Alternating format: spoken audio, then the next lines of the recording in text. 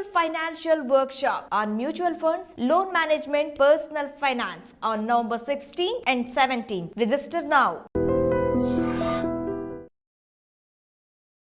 Hi guys, welcome to iDream. నేను మీ Chanakya. Index funds, మరి index ఫండ్స్లో మనం ఇన్వెస్ట్ చేసే ముందు అసలు ఎలాంటి విషయాలు మనం తెలుసుకోవాలి అని వాటి గురించి ఈరోజు మనం డిస్కస్ చేయబోతున్నాము.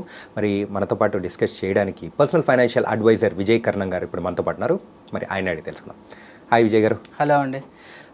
ఇండెక్స్ ఫండ్స్ గురించి మనం చాలా వీడియోస్ అనేది కూడా చేశాం. యూజువల్గా ఇండెక్స్ ఫండ్స్లో ఇన్వెస్ట్ చేసేటప్పుడు మనం ఎలాంటి విషయాలు అనేది తెలుసుకోవాలి మెయిన్గా? షూర్ అండి. ఈ మధ్య అంటే లాస్ట్ 6 months 1 yearలో ఇండెక్స్ ఫండ్స్లో ఇన్వెస్ట్మెంట్స్ అనేవి చాలా పెరిగాయి.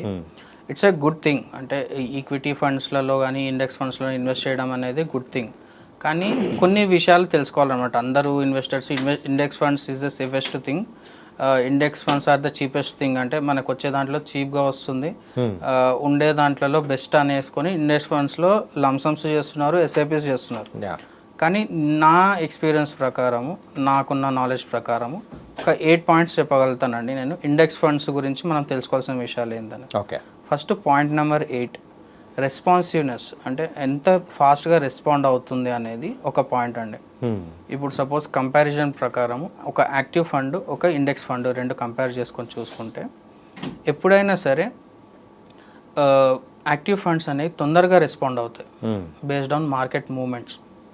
మార్కెట్లో జరిగే విషయాలకు కానీ, బయట జరిగే విషయాలు మార్కెట్లో అంటే న్యూస్ కానీ, జియోపొలిటికల్గా జరిగే విషయాలకు కానీ, బయట మార్కెట్లో జరిగే విషయాలకు కానీ ఎంత తొందరగా రెస్పాన్స్ అవుతుంది అనేది యాక్టివ్ ఫండ్స్ మనం చూడగలుగుతాం.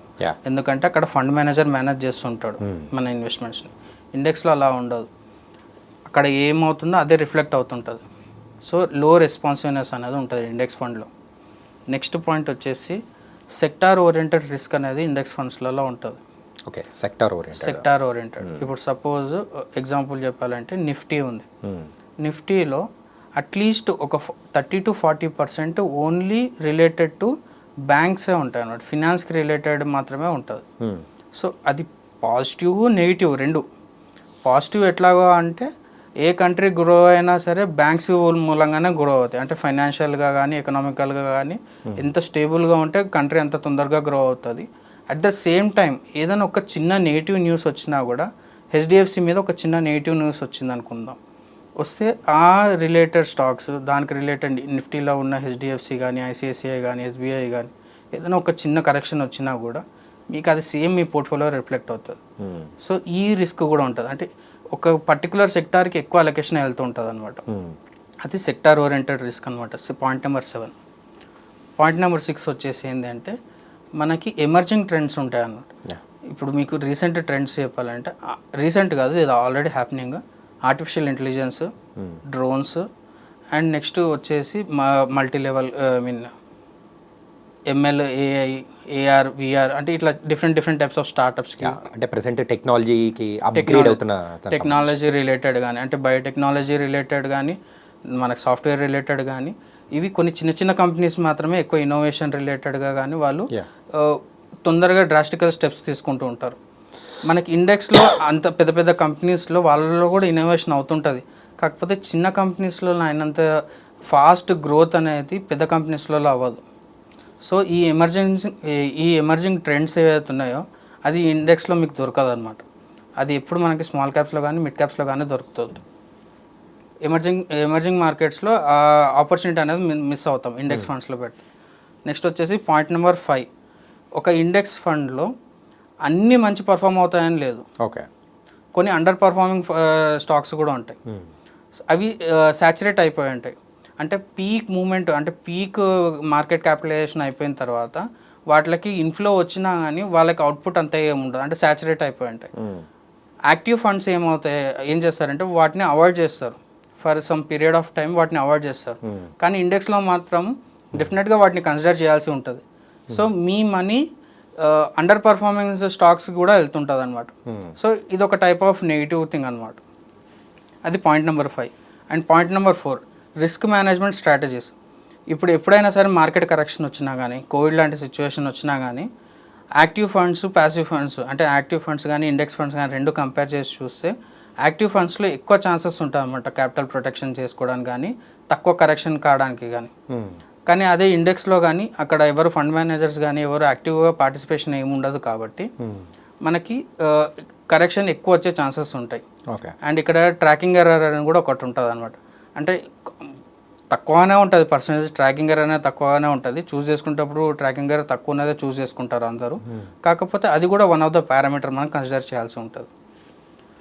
అండ్ నెక్స్ట్ పాయింట్ నెంబర్ 3 ఏంటి అంటే లాంగ్ టర్మ్ ఫోకస్ అనేది మనకి ఇండెక్స్ ఫండ్స్లో ఉండదు. లాంగ్ టర్మ్ ఫోకస్ ఉండదు. ఎందుకు లాంగ్ టర్మ్ ఫోకస్ మనకు ఉండదు అంటే ఇండెక్స్ ఈ రోజు ఎలా నడుస్తుంది, నెక్స్ట్ 3 ఇయర్స్కి ఎలా నడుస్తుంది అనేది ఒక క్లారిటీ ఉంటుంది. సిఏజిఆర్ ఎంత వెళ్తుంది అనేది ఒక క్లారిటీ ఉంటుంది.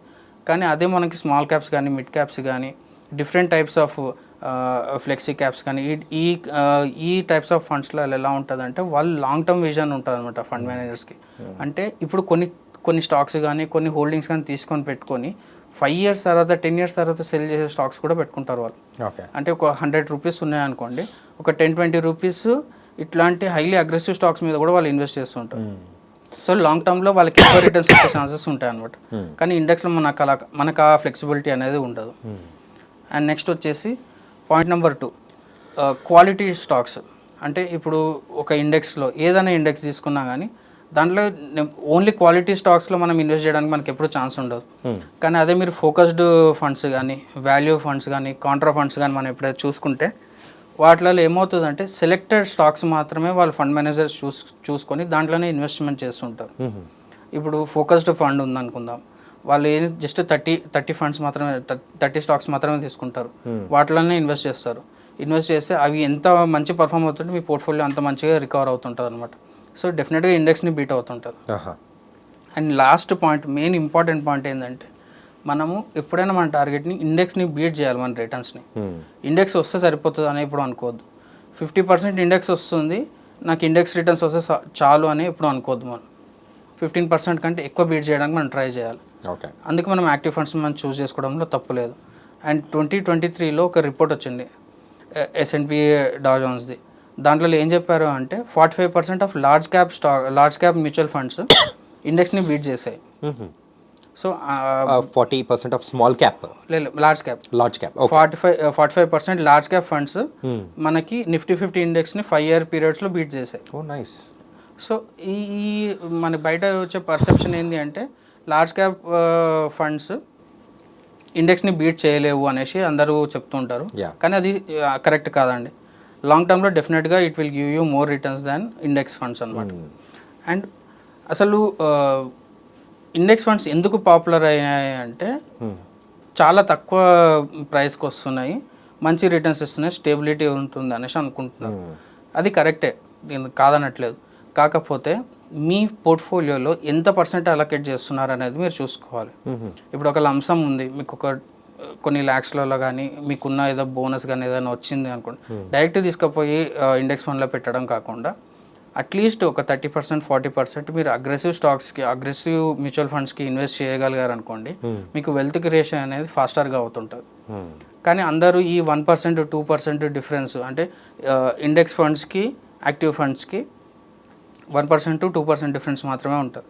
కానీ వాళ్ళు అర్థం చేసుకోవాల్సింది ఏంటంటే ఈ 2% మీరు ఏదైతే ఎక్స్పెన్స్ మీకు పడుతుందని మీరు ఫీల్ అవుతున్నారో ఈ 2%తో మీరు అట్లీస్ట్ ఒక 2 to 5% మీరు ఎక్కువ రిటర్న్స్ తీసుకునే ఆపర్చునిటీ మీరు మిస్ అవుతున్నారు. సో మనకి ఇన్వెస్ట్మెంట్స్లో ఆపర్చునిటీ కాస్ట్ అని కూడా ఒకటి క్యాలిక్యులేట్ చేస్తారు. అంటే మీరు ఈ నెక్స్ట్ ఫర్ సపోజ్ ఒక 5 years కింద మీరు ఇండెక్స్లో ఇన్వెస్ట్ చేశారు ఒక పర్సన్, ఇంకో పర్సన్ మనకి యాక్టివ్ స్టాక్స్లో యాక్టివ్ మ్యూచువల్ ఫండ్స్లో ఇన్వెస్ట్ చేస్తారు అనుకుందాం. ఇద్దరిని కంపేర్ చేసుకుంటే ఒక 5% డిఫరెన్స్ డెఫినెట్గా ఉంటుంది. అతను స్పెండ్ చేసింది 2%, కానీ అతను పొందింది 5% అడిషనల్. అంటే అట్లీస్ట్ ఒక డిఫరెన్స్ ఆఫ్ 3% అయితే అతను క్యాపిటల్ గెయిన్ అయినట్టే కదా. అంతే కదా. 3% కాంపౌండింగ్లో ఎంత డిఫరెన్స్ వస్తుంది అందరికీ తెలుసు కదా. అంటే జనరల్గా లెక్కలేస్తారు కదా, 5 yearsలో 3% అంటే ఇంత, 10 yearsలో ఇంత అని. సో ఈ లాస్ ఇది మీరు లాస్ అవుతున్నట్లే కదా మీ ఇన్వెస్ట్మెంట్స్లో. సో ఇండెక్స్ ఫండ్స్ మంచిదే, కాకపోతే ఎక్కువ పోర్షన్ అలొకేషన్ చేయకండి ఇండెక్స్ ఫండ్స్లో. యాక్టివ్ ఫండ్స్ని కొంచెం ఎక్కువనే కన్సిడర్ చేయండి. లాంగ్ టర్మ్లో అయితే ఓన్లీ యాక్టివ్ ఫండ్స్ చూస్ చేసుకోమని నా సజెషన్. ఇప్పటివరకు మనం అంటే మీరు చెప్పిన దాని తర్వాత నాకు ఏమనిపించింది అంటే ఎవరైతే ఇండెక్స్ ఫండ్స్లో ఇన్వెస్ట్ చేస్తూ ఉంటారో వాళ్ళు స్లో అండ్ స్టడీగా వెళ్తూ ఉంటారు, కాకపోతే ఆ గ్రోత్ అనేది ఎక్కువగా కనిపించదు. కాకపోతే అలాంటి వాళ్ళకి మాత్రం ఇండెక్స్ ఫండ్ ఇస్ రైట్. కానీ ఎవరైతే కొంచెం ఎక్కువ అంటే ఎక్కువ ఎక్స్పెక్ట్ చేస్తున్నారో వాళ్ళకి మాత్రం యాక్టివ్ ఫండ్స్ అనేది కూడా, యాక్టివ్ మ్యూచువల్ ఫండ్స్ అనేది కూడా it's a better thing. Correct అండి. కానీ ఇక్కడ మనం మెయిన్ థింగ్ మనం అర్థం చేసుకోవాల్సింది ఏంటి అంటే, మీరు ట్రెడిషనల్ ఇన్వెస్ట్మెంట్స్ నుంచి మ్యూచువల్ ఫండ్స్కి రావడానికి రీజన్ ఏంది? కొంచెం రిస్క్ తీసుకొని రిటర్న్స్ ఎక్కువ రావాలనే కదా. మళ్ళీ మీ ఇండెక్స్ ఫండ్ దగ్గర ఎందుకు ఆగిపోతున్నారు మీరు? కొంచెం ఎక్కువ రిస్క్ తీసుకోండి, రిటర్న్స్ కూడా ఎక్కువగానే వస్తాయి. కానీ అది బ్యాలెన్స్డ్ అప్రోచ్కి వెళ్ళాలి. అది ఓన్లీ త్రూ అడ్వైజర్ మీకు గైడ్ చేయగలుగుతాడు. సో ఈ టాపిక్స్ మనం డిస్కస్ చేసుకోవచ్చు అనమాట వెబినార్లో. మనం ఇన్ డీటెయిల్గా డిస్కస్ చేసుకోవచ్చు. ఎట్లాగా ఎంత పోర్ట్ఫోలియో అలొకేషన్ మీకు ఇండెక్స్ ఫండ్లో ఉండాలి, ఎంత పోర్ట్ఫోలియో అలొకేషన్ మీకు యాక్టివ్ ఫండ్స్లో ఉండాలి, ఇది ఇన్ డీటెయిల్గా మనం డిస్కస్ చేసుకోవచ్చు. మనం 1-to-1 కన్సల్టేషన్ కూడా మనం మాట్లాడుకోవచ్చు అనమాట. మీరు ఎప్పుడూ ఒక మాట చెప్తూ ఉంటారు, హై రిస్క్ హై రిటర్న్స్ అని. సో అలా చేస్తేనే మనకు కూడా రిటర్న్స్ అనేది ఎక్కువగా ఉంటుంది. అది కూడా అడ్వైజర్ త్రూ అయితే మనకి ఇన్వెస్ట్మెంట్స్ అనేది కూడా, సో మనం పెట్టిన దానికి ఎక్కువ రిటర్న్స్ అనేది కూడా తీసుకోవచ్చు. రిస్క్ అండ్ రివార్డ్ అనేది మనం ఇంకా డీటెయిల్గా నేను నెక్స్ట్ వీడియోలో చెప్తాను. అది రిస్క్ ఎంత తీసుకుంటే ఎంత మంచిది అనేది కూడా ఒక కాన్సెప్ట్ ఉంది. అది కూడా నేను మ్యాట్రిక్స్ యూజ్ చేసి ఎక్స్ప్లెయిన్ చేస్తాను. రిస్క్ అంటే ఇంకా 100% రిస్క్ తీసుకోవాల్సిన అవసరం లేదు, దానికి కూడా ఒక క్యాల్కులేషన్ అనేది. ఎగ్జాక్ట్లీ, నేను ఆ మ్యాట్రిక్స్ మీకు ఎక్స్ప్లెయిన్ చేస్తాను. And thank you so much Vijay garu. Thank you అండి. గైస్, మీకు కూడా ఇలాంటి బోల్డ్ అని డౌట్స్ ఉన్నాయంటే వెబినార్ త్రూ మీ డౌట్స్ అనేది కూడా అన్ని క్లారిఫై కూడా చేసుకోవచ్చు. ఇది వాళ్ళ ఇంటర్వ్యూ. మరో ఇంటర్వ్యూతో మళ్ళీ కలుద్దాం. అంతవరకు take care. This is your Chanakya.